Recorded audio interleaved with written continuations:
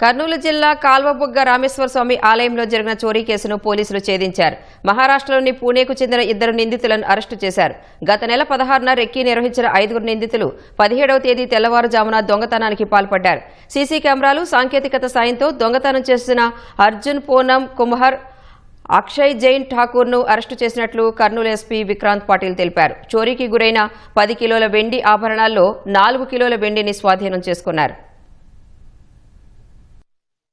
అంటే 17వ తేదీ early morning around 2:30, 3 o'clock మధ్యంలో మన కాల్వబుగ్గ టెంపుల్లో అమ్మవారి దగ్గర చుట్టుకున్న సిల్వర్ ఐటమ్స్ దాదాపు 10 కిలోలు సిల్వర్ ఐటమ్స్ దొంగలించడం జరిగింది. సో కంటిన్యూస్ ఎఫర్ట్స్ ఆ తర్వాత చాలా సీసీటీవీ ఫుటేజెస్ అనలైజ్ చేసి, చాలా టోల్ గేట్ అనలైజ్ చేసి టెక్నాలజీ వాడి మనం ఈ కేసు ఛేదించడం జరిగింది. సో ఈ కేసులో 2 ముద్దాయిల్ని నిన్న కర్నూలు అవుట్స్కట్స్లో అరెస్ట్ చేయడం జరిగింది. వీళ్ళిద్దరూ అర్జున్ కుమార్, అక్షయ్ ఠాకూర్. వీళ్ళ దగ్గర దాదాపు 4 కిలోల స్టోలన్ ప్రాపర్టీ సిల్వర్ ఏముందో అది స్వాధీనం చేసుకోవడం జరిగింది.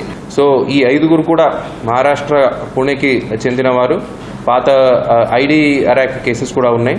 ఇంకా వేరే కేసెస్లో కూడా వీళ్ళ ఇన్వాల్వ్మెంట్ ఉందా అని ఆ కోణంలో మనం వీళ్ళని ఇంకా ఇంట్రోగేషన్ చేయాలి. ఈరోజు జ్యుడిషియల్ రిమాండ్ని పంపించిన తర్వాత మళ్ళీ పోలీస్ రిమాండ్ తీసుకొని ఫర్దర్ ఇంట్రోగేషన్ చేయడం జరుగుతుంది.